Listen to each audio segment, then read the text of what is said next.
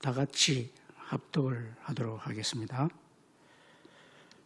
예수께서 돌이키사 제자들을 보시며 베드로를 꾸짖어 이르시되 사단아 내 뒤로 물러가라. 네가 하나님의 일을 생각하지 아니하고 도리어 사람의 일을 생각하는도다 하시고 무리와 제자들을 불러 이르시되 누구든지 나를 따라오려거든 자기를 부인하고 자기 십자가를 지고 나를 따를 것이니라. 누구든지 자기 목숨을 구원하고자 하면 잃을 것이요 누구든지 나와 복음을 위하여 자기 목숨을 잃으면 구원하리라. 사람이 만일 온 천하를 얻고도 자기 목숨을 잃으면 무엇이 유익하리요? 사람이 무엇을 주고 자기 목숨과 바꾸겠느냐? 누구든지 이 음란하고 죄 많은 세대에서 나와 내 말을 부끄러워하면 인자도 아버지의 영광으로 거룩한 천사들과 함께 올 때에 그 사람을 부끄러워하리라. 아멘. 오늘 제목은 목숨보다 천하보다 귀한 목숨 제목인데 예수님께서 십자가에서 돌아가시게 된다라고 말씀을 하니까 특히 베드로가 그렇게 하면 안 된다고 예수님이 죽으시면 안 된다고 이렇게 말을 하니까 예수님께서 사탄아 네 뒤로 물러가라고 말씀하셨죠. 인류를 구원하신 예수님께서 말씀하셨습니다. 사탄아 물러가라 이렇게. 자기 제자에게 이렇게 말씀하신 것을 보면 우리 제자들, 하나님을 믿는 사람들은 얼마나 구원에 대한 그러니까 우리 원죄에 대한 죽음에 대한 예수님이 십자가에서 죽으셔야만이 인류의 죄가 구속된다는 이 사실을 전혀 모르고 육신의 것만 생각했던 것을 알 수가 있습니다.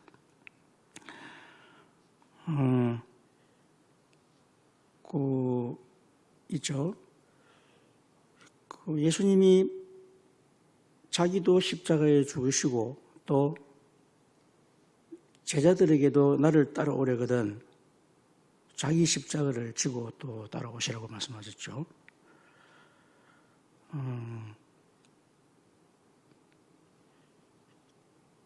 자기 십자가를 지고 따라가기 참 힘들죠. 그죠? 그런데 이것은 또 오해하기도 쉬운 말이기도 합니다. 예를 들면 남에게 미움을 받는다든지 그러니까 구원과 상관없는 그냥 일반적인 그런 어려움을 당해가지고 내가 나의 십자가를 지고 간다라고 이렇게 말씀하셔도 하겠잖아요. 그죠?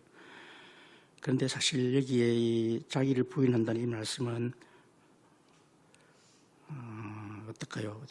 모든 것을 부인해도 될 만큼 중요한 것을 발견하고 따른다 이 뜻이라고 했습니다.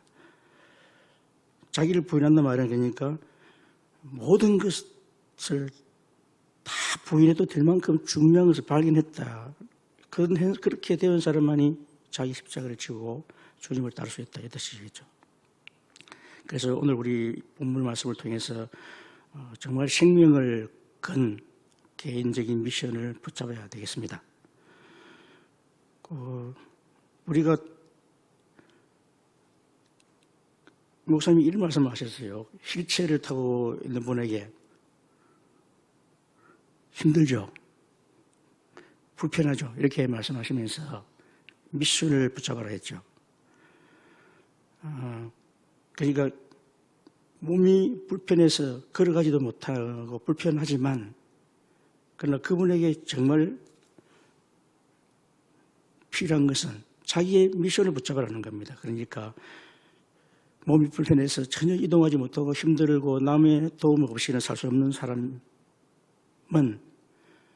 자기의 미션을 바르게 붙잡는 것이 바로 나처럼 움직이지도 못하는 사람을 위해서 내가 무엇을 하나님 앞에 그 미션을 잡을 것인가 그런 기도 제목으로 바꾸는 것이라고 했습니다.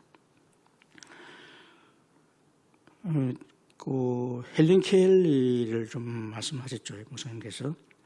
그분이 병원에서 정신문제 앓다가 병원에서 그 치료를 다 받고 나서 이분이 그 헬렌 켈러를 정말 인류의 정말 길이 남을 인물을 만들었잖아요, 그죠? 앤 설리번 선생이라고 하던데, 이분이 그렇게 한 분이 정신병을 앓다가 그 속에서 치유를 받고 하나님을 체험하고 나서 비로소 이렇게 그 헬렌 켈러 같은 보지도 못하고 듣지도 못하고 말하지도 못하는 이런 장애인을 인류 역사상 정말 찾아보기 힘든 거죠. 복음을 위해서, 주를 위해서 정말 하나님께서 임받은 일꾼들을 만드는 것처럼 우리가 정말 자기 십자가를 진다는 것은 모든 걸 내어놓고 정말 주를 위해서 가치 있는 미션을 붙잡아라, 이런 말씀이라고 하셨습니다. 자, 오늘 본문에 보면 첫 번째는 생명권을 이유를 발견하라고 하셨습니다. 왜 그러냐면은 사실 목숨보다 더 귀한 것은 세상에 없잖아요. 그렇기 때문에 천하보다 귀한 것이 바로 목숨 아니겠습니까? 모세가 애굽에서 이스라엘 백성을 이끌고 가나안으로 가게 되었는데, 그분이 다 애굽의 그 부귀 영화를 다 버렸잖아요. 그렇지만 대부분의 사람들은 가기 싫어해서요. 애굽이 좋다고, 거기에는 고기가 있고 먹을 것이 있다고, 그래서 애굽이 좋아서 가나안으로 가기 싫다고 했잖아요. 그런데 모세는 생명 그 이유를 가지고 있었기 때문에 모든 영광을 다 버리고 주님을 따를 수가 있었습니다. 또 그 가나안 앞에 가데스 바네아에서 또 12명의 정탐꾼도 같은 생각을 했죠. 가보니까 우리보다 키도 크고 힘도 세고 보니까 안 된다고, 비교를 하면 메뚜기와 비교하는 것 같이 이렇게 비교했잖아요. 그러나 2명의 사람은 또 달랐죠. 상황이 안 되고 불리하다 하더라도, 그러나 가나안에 가야 된다는 이런 이유를 발견한 이 갈렙과 여호수아는 된다고 했습니다. 다윗과 사울 팀도 비교를 해본다면, 그 사울 팀은 어떻게 하면 이 왕을 유지하고 그 정권을 유지해서 오랫동안 잘 먹고 잘 살 것인가, 여기에만 관심을 사실 가졌잖아요. 그러나 다윗은 달랐잖아요. 다윗은 정말 그러니까 14대째 이스라엘을 괴롭히는 블레셋을 막겠다는 그런 이유를 발견했잖아요. 그래서 이제 그 빼앗긴 언약궤를 찾고 성전을 회복해야 되겠다고, 이렇게 생명걸 이유를 발견한 사람과 그냥 육신적인 영화를 위해서 어떻게 하면 부유하게 육신적으로 잘 챙겨 먹을까, 이런 생각하고 있는 사람과는 다르겠죠. 오바다도 같은, 오바다라는 종직자도 마찬가지입니다. 사실 솔로몬 왕의 엄청난 영광의 후광을 받아 이어서 아합 왕이 세워졌잖아요. 그러다 보니 이 아합 왕이 얼마나 붕 떠 있었겠습니까? 그 엄청난 영광을 가지고 있었으니까. 그러니까 생명 그 이유가 없는 겁니다. 그러니까 너무 육신적으로 세상적으로 성공했고 부족함이 없다 보니까 생명 그 이유를 발견할 수가 없는 것이었죠. 그래서 이 솔로몬 왕 말년에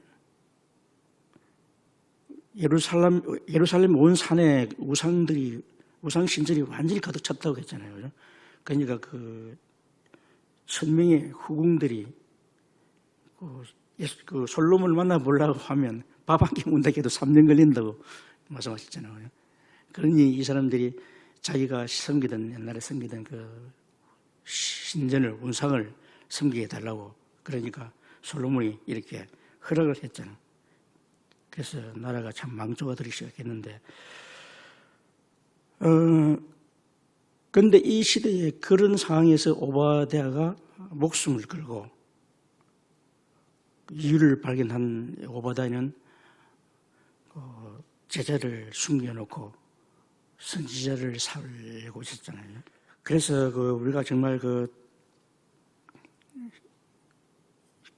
하나님 앞에서 정말 복음을 위해서 주를 위해서 정말 가치 있는 것, 생명을 걸 수 있을 만큼 가치 있는 것을 정말 발견한 사람과 발견하지 않은 사람과는 이렇게 차이가 난다고 했습니다.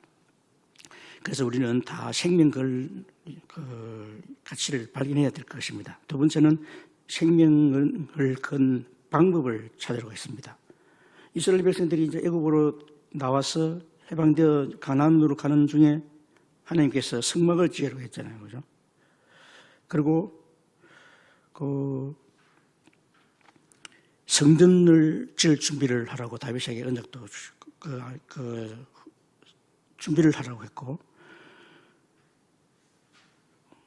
그리고 성전을 바벨론 포로로 돼가지고 좀 돌아올 때 또 성전을 재건하라고 이렇게 말씀했었습니다. 그러니까 우리가 생명 건 방법은 성막. 이스라엘 백성이 애굽에서 생명 걸고 나와서 만든 것이 바로 성막이라고 했습니다. 성막. 여기에 바로 하나님의 임재가 있고, 이게 바로 하나님의 이스라엘 백성을 이끌어가는 하나님의 임마누엘이 있었기 때문에 성막을 만들어 했는데, 어떻게 다 이렇게 이스라엘 백성들이 성막을 짓는 이유를 잘 알았겠습니까? 그러나 이 모세는 이것을 알고 성막을 짓도록 했죠. 그리고 아수르나 아람이나 블레셋이 계속 쳐들어오니까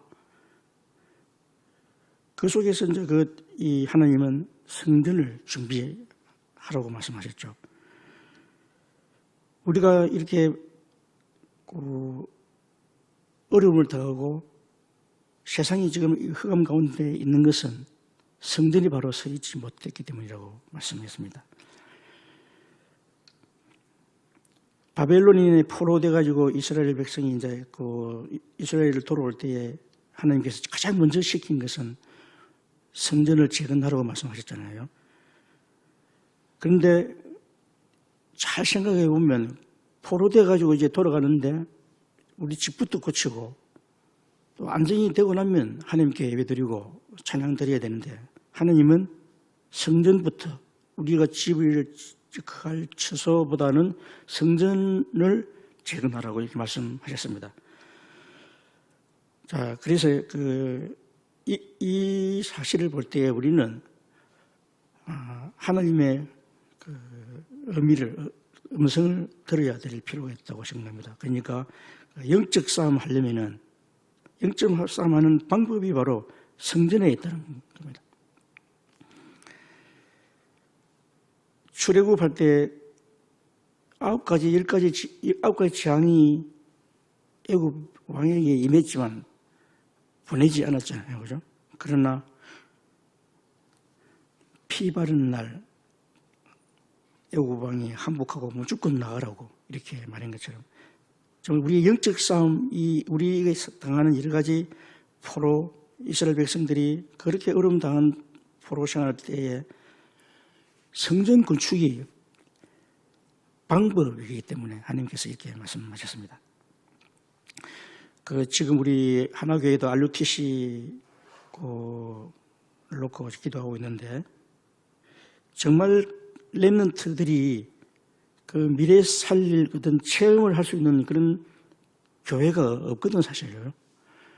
그리고 실제로 병든 사람이나 참 갈등하고 있는 이런 분들이 정말 교회에 와가지고 정말 기도하고 치유받아야 될 이런 그런 시스템이 갖춰져 있지 않아요, 교회가. 그리고 또 지금 사실 다민족이나 237 이런 많은 민족의 우리 렘넌트나 이런 TCK 사람들이 애들이 얼마나 많이 와 있습니까? 그렇지만 교회가 이들을 수용하고 이들에게 복음을 전해서 정말 그 시대를 살릴 일꾼으로 또 달란트를 발견하고 하게 하고 하는 또 서밋으로 또 준비되지도록 하는 이 시스템이 교회에서 이루어지지 않고 있기 때문에 정말 이 RUTC가 얼마나 중요한지 우리는 다시 한번 생각하고 기도해야 될 것이라고 생각합니다. 세 번째는 생명글 내용입니다. 솔로몬이 참 하나님께 기도하고 일천번제를 드리면서 하나님께 기도하고 참 부귀영화를 누리고 이스라엘 나라가 주변 국가를 다스리고 있었는데 참 그거는 좋잖아요. 응답을 받고 있었으니까 참 좋은데 놓쳤던 부분이 이겁니다. 내용이 없었다. 그렇죠? 내용이. 솔로몬이 응답을 받고 축복을 받았지만 내용이 없었다고 말씀하셨죠. 성전이 건축되어 있고 성전이 있어도 내용 없는 예배, 내용 없는 찬양, 내용 없는 설교가 있었기 때문에 우리는 생명글 내용을 발견해라고 말씀하셨습니다. 사도행전 1장의 1절에 갈보리산, 감람산, 마가다락방, 곧 137, 138, 이 그리스도 하나님 나라 성령 충만이라는 이 내용을 정말 붙잡고 이걸 교회에서 체험할 수 있는 그런 성전이 필요한 것입니다. 진짜로. 이 시대에 정말 그리스도 없어서 하나님 나라 성령 충만 이 내용이 없으니까 사람들이 전부 병들어 있고 또 그리스도를 직접 체험한 이런 경험들이 없으니까 내용은 없는 거죠. 그래서 우리는 이걸 체험할 수 있는 성전, 병든 자가 오면 치유받을 수 있고 렘넌트가 오면 그들이 복음을 깨닫고 기도를 알고 서밋으로 복음의 사람으로 준비될 수 있는 그런 시스템이 준비되면 끝이라고 말씀하셨습니다. 그래서 복음을 받고 끝나는 것이 아니라 사도행전 11장 19절 30절의 말씀처럼 정말 세계를 살리는 안디옥 성전의 응답을 받는 그런 마가다락방을 넘어서 곧 전도와 선교와 세계복음화를 정말 땅끝까지 전하는 그런 안디옥 교회의 성전 이런 응답을 내용 있는 이런 복음을 가지고 있어야만이 정말 하나님의 언약이 성취될 것입니다. 오늘 로마서 16장 1절에서 27절에도 보면 정말 영세전에 감추었던 이 복음을 가진 이 하나님의 사람들은 복음을 위해서, 주를 위해서, 또 로마 복음을 위해서 그들은 하나님의 절대적인 가치를 발견했고 또 하나님의 절대적인 방법을 알았고 그리고 하나님의 절대적인 내용이 있었기 때문에 세계복음화를 감당했습니다. 그 생적 필사에 있습니다. 오늘 본문에도 보면 누구든지 자기 목숨을 구원하고자 하면 잃을 것이요 누구든지 나와 복음을 위하여 자기 목숨을 잃으면 구원하리라 말씀하셨습니다. 그러니까 살고자 하는 자는 죽을 것이다. 생적 필사. 그러나 생적 필생, 사적 필생, 죽으려고 하는 자는 살 것이라고 했습니다. 그래서 정말 우리가 복음을 위해서 정말 헌신하고 복음을 위해서 정말 사는 하나님의 절대적인 가치, 방법, 내용을 가지고 정말 주를 위해서 복음을 위해서 살겠다고 복음을 위해서라면 정말 어떤 헌신도 하겠다는 그런 죽음을이라도 각오하겠다는 그런 신앙을 가지고 우리는 살아야 될 것이라고 생각합니다. 그래서 천하보다도 귀한 것이 목숨이 아니겠습니까? 그래서 우리 남은 3일 동안도 하나님의 은혜 가운데 정말 생명보다 귀중한 이 복음을 가진 우리가 좀 가치를 가지고 또 방법과 내용을 가지고 살리는 한 주간 될 수 있도록 기도하시길 바라겠습니다. 기도드리겠습니다.